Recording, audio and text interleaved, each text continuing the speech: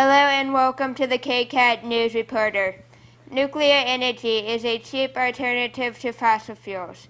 However, it has its disclaimers. Nuclear fuel generates volatile nucleotides like xenon and krypton. Current solutions are expensive and pose a risk of explosion. An international team of scientists have found a way to clean up nuclear waste more efficiently, cheaply, and safely than the current methods. Sony's PlayStation VR headset isn't supposed to launch until later this year, but now you no longer have to wait.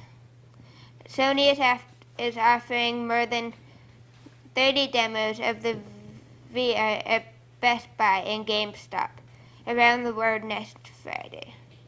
The company is also showing off 5 demo games with the headset demo release. A new Barbie, the Hello Barbie, is a new doll that lets kids interact with it like Siri. How this works is that a kid presses a button on her belt and talks into it, but it has to have Wi-Fi in order to work. The doll listens to a phrase or a sentence a kid says, and like Siri, it responds in a response that seems reasonable. The doll is able to respond to its owner by taking what they say and taking that information to the cloud and back. But unlike Siri, it is able to tell jokes and stories. It also is able to record conversations and your voice so it remembers you. Some parents don't like the idea of their kids interacting with a plastic doll, and they don't approve the doll being able to record their kids' voices. Others think that Mattel, or the company who created and makes Barbies, is spying on their children. But just after the Hello Barbie was released, a group of hackers hacked into the doll, overriding the owners of the doll's privacy. The information that was stored inside the Barbie allowed the hackers to take over the home Wi-Fi network, and then they can obtain access to the other internet-connected devices, steal personal information, and cause other problems for owners without their knowledge. There is no information on how the company will proceed.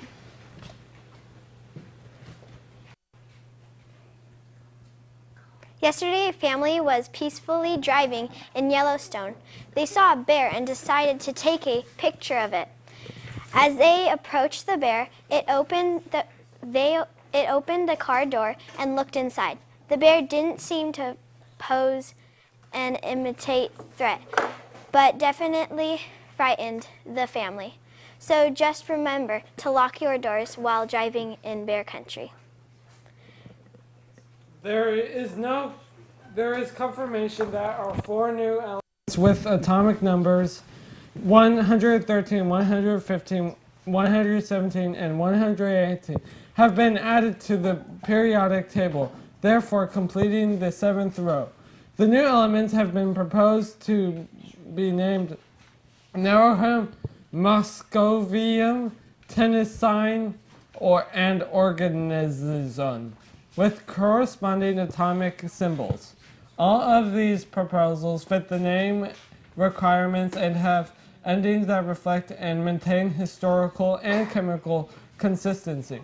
The team presented the proposals headed by Professor Koska Morita, who paid homage to the discovery of the element 43, which was discovered in 1908.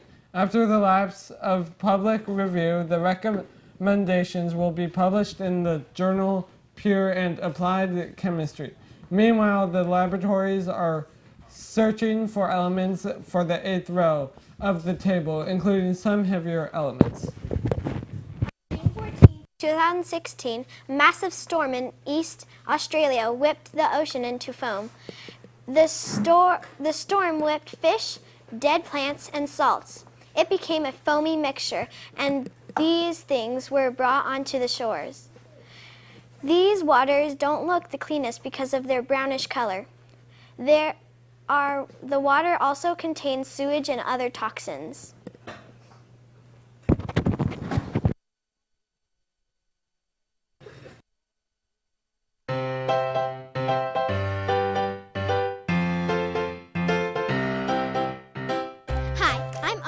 KCAT TV, and I'm here at the Plein Air art show. The event is called Plein Air because it means open air in French, and the artists are painting outside.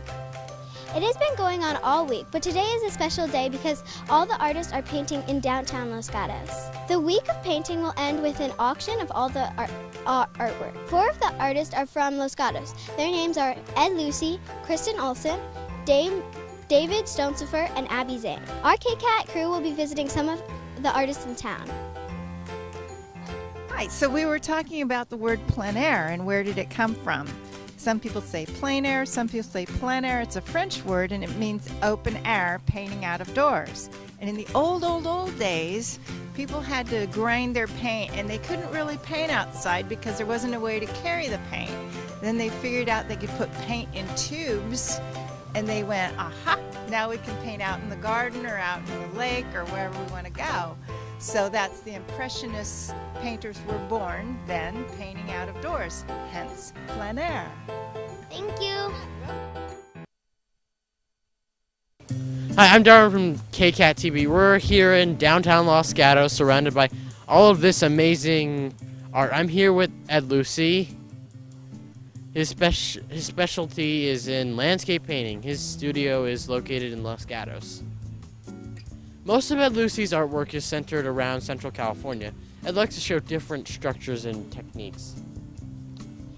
His art is based on the nature around him, but he ultimately paints his scenes how he wants them to be. What inspires you to create? Well, that's a tough question. I enjoy painting, and I enjoy seeing things differently than they are sometimes. And in other words, the painting can be something that I put my own interpretation on. So it necessarily isn't an actual representation of what there is there that I see, but something that I want to add to it so that people can see it in a different way. That's one way to put it. How did you come to focus on landscape painting? Well, I'm not very good at figure painting. That's one reason I never had any focus on figure painting. So, and landscapes offer a greater variety of techniques that you can use, and you get to be outdoors and things like that. So, that's part of the attraction. Artistically, what are you working on now? I am working on the corner of Santa Cruz and Main, the famous corner, and I'm taking a little different look at the corner drugstore. It used to be the corner drugstore, La Cañada building, and putting it in a... Looks pretty accurate. Well, try not to be. that's that car over there? Yeah, it is fairly accurate, but I'm going to start messing around with it pretty soon. So I'm going to add some color and kind of mess it up a little bit so it doesn't look too photographic.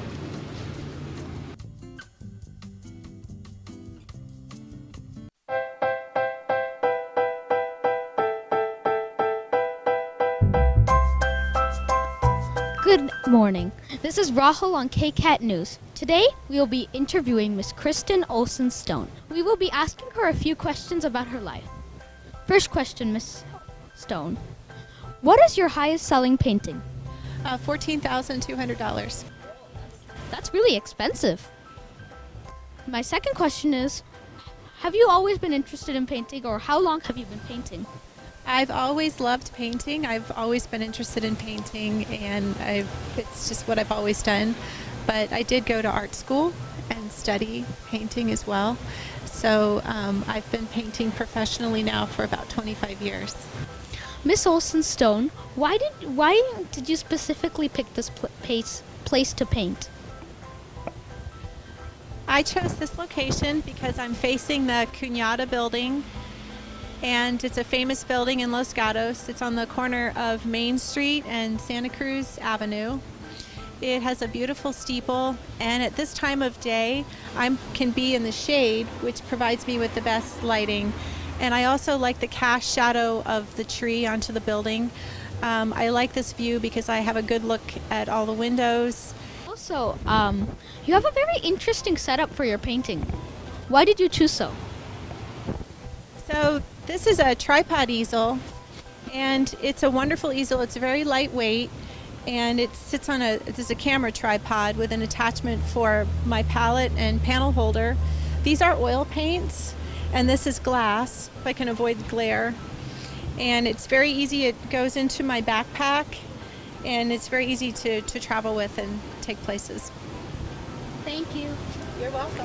Good afternoon. Today we are at the art show, Plein Air in Los Gatos, and we have just interviewed Kristen Olsen Stone. She's an impressionist painter from Maryland who moved to Los Gatos to pursue her work. She likes to paint landscapes and is very meticulous, perfecting every detail of her pieces.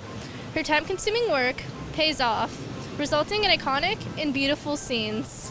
She was featured in an issue of Plein Air magazine in January 2016, and prices of her art range from $900 to $15,000. Hello, this is Belle Braemar reporting live from the Plein Air Art Festival in downtown Los Gatos. Today I'm going to interview Alice Hansen. And I'm Eric Hansen. So, are you here for the art festival? Yes, we are. We come every year. It's one of the favorite events we come to. That's cool. Next question. Are you from Los Gatos? Yes, we've lived here many years. Have you seen the artists here today? Yes, and I know some of them. That's very cool.